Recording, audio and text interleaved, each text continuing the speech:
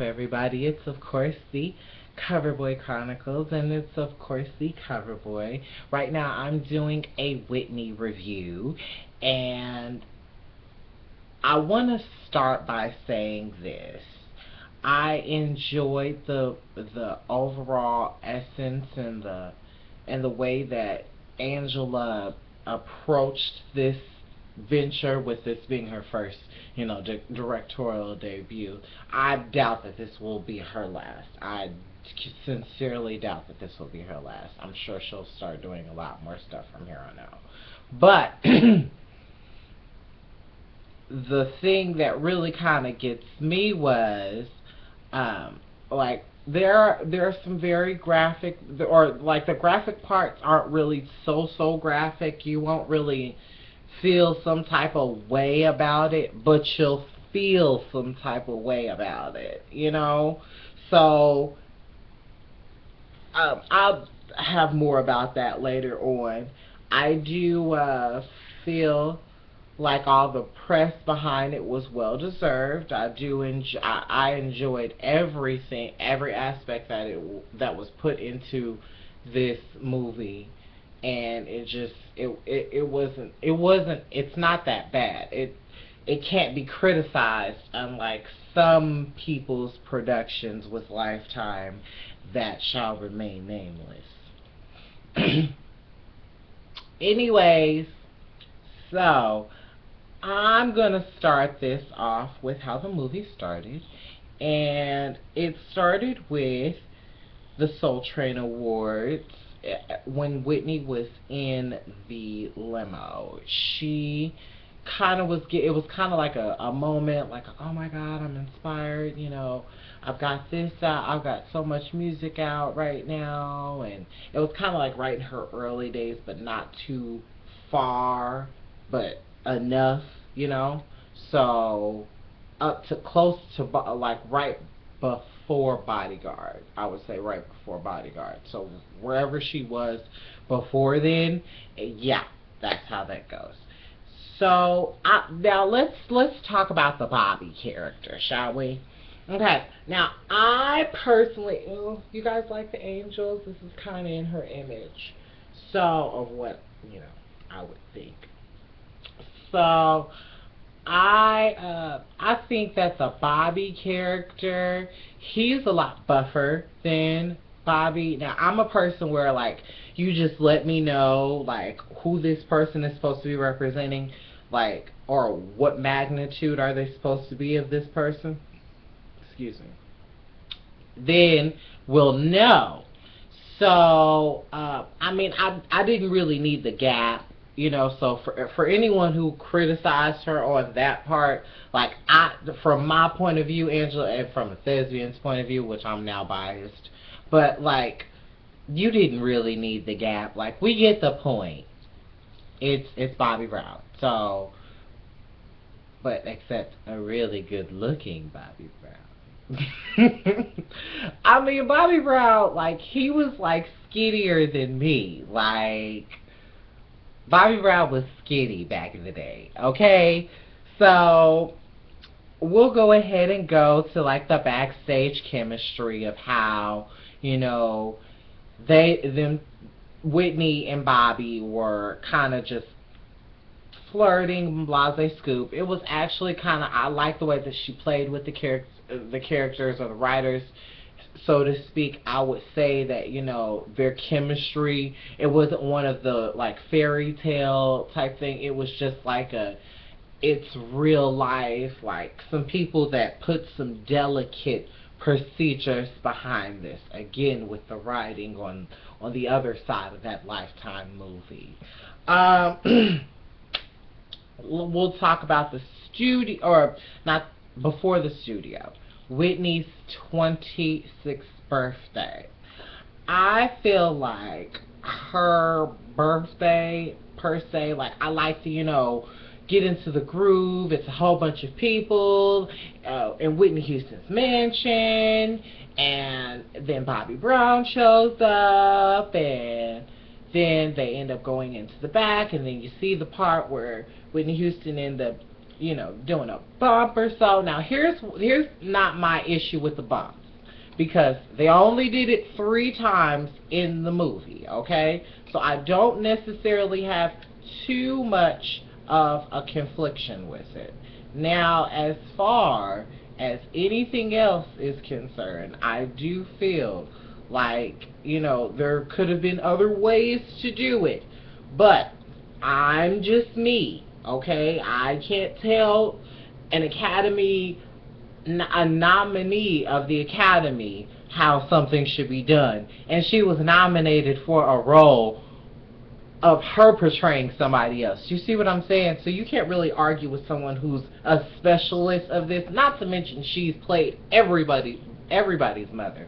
So you can't really argue with this. I don't understand why anyone would try and step on her toes. If they have, or if they're going to, don't do it. Let me shut it down. Shut it down right now. Ain't nobody gonna do it. So I love the fact that the studio chemistry, other than that one part, you know, I like that that was played well.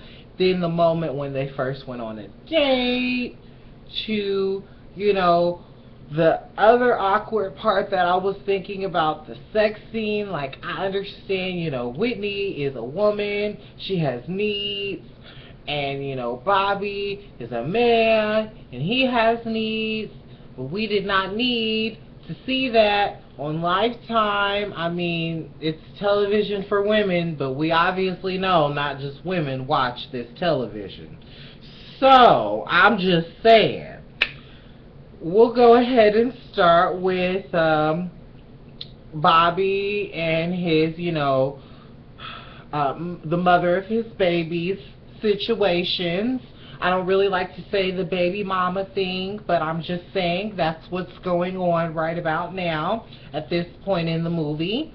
And at that point in the movie, it's like, you know, like any other woman would be, like, you know, don't be saying that you're going to come home to me or whatever the case may be. Like, there's a lot of conspiracies behind, like, their relationship.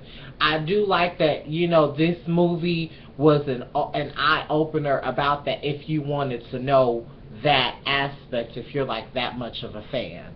And so I do like the fact that it touched on the relationship, and that it wasn't scared to go there for the image. So I do the tour.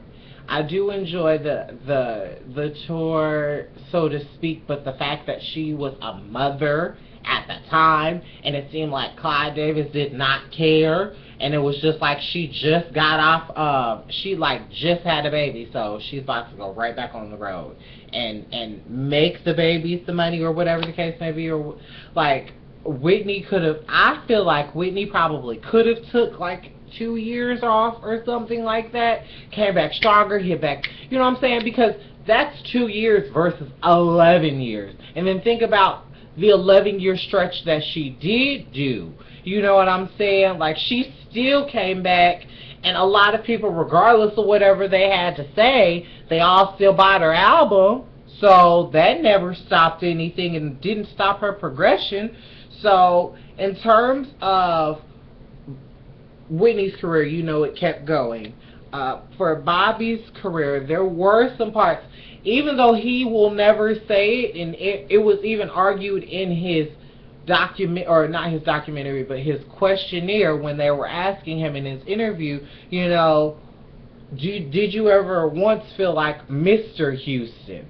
He was like, no. But, like, I mean, with a woman of that status, I mean, you'll never admit, men will probably never admit some things, but I'm sure at one point in time, he felt that way. And you could tell. I'm sure you could tell. I'm sure anybody that was around that circle could probably tell. I'm just saying. Then I would say, like, the way that he was trying to go back and do his career, cool, fine. Try and make sure that you can get back out there and see what you still got. See if you still got it. You know what I'm saying? See if you can still do the Fred Astaire. what, so to speak, if you will. That's what I like to call it.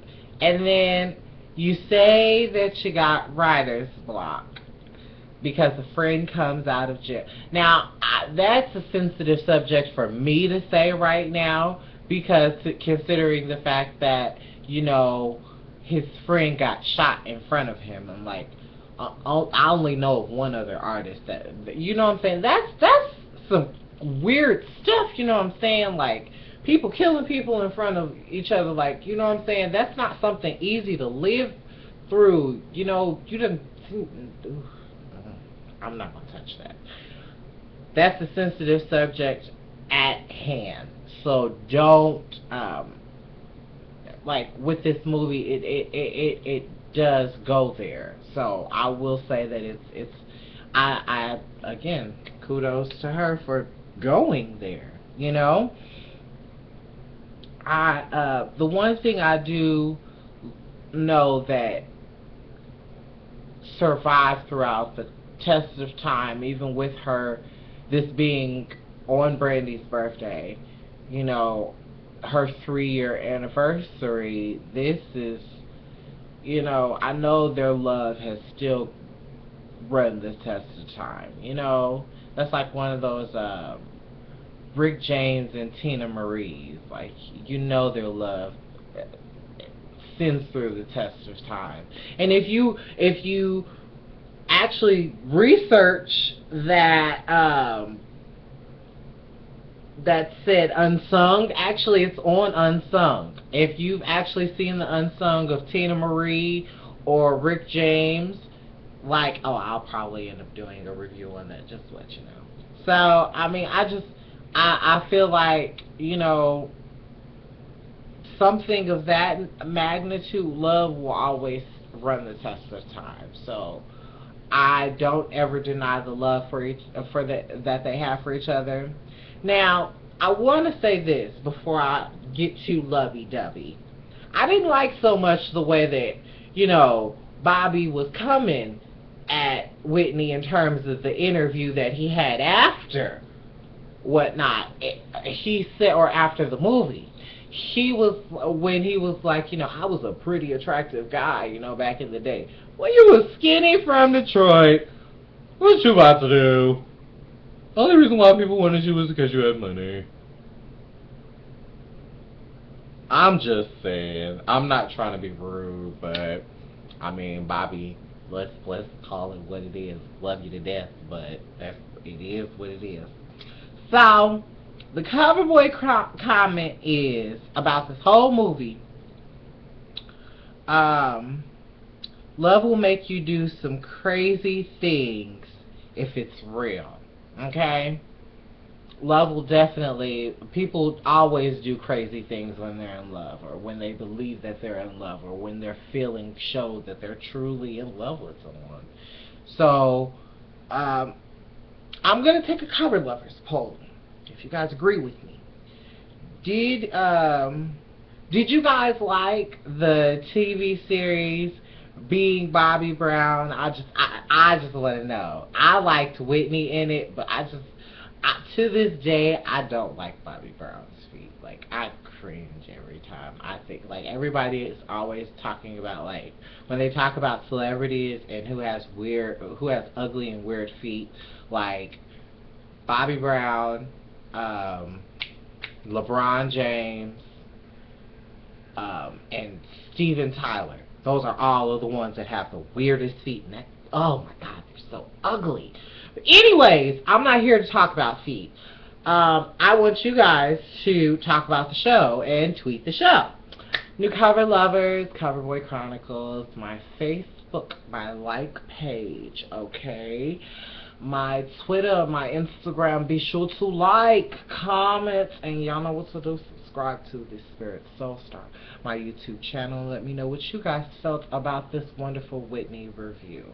Now, of course, I was not going to do like a whole Whitney Houston life review, or what I feel like a blase scoop, because I didn't really do a review over Whitney when she passed. So don't feel salty, don't be mad. I just did a review over the movie and how I felt of the course of her life and how I felt like it went, and if I felt it was factual or what, or if it had truth to it. So yes, I do believe that you guys should be watching the movie. However, I do not support that other one that will not be mentioned. Since you want to come for Jennifer Aniston, let's see you go for that. How about that? Toodles!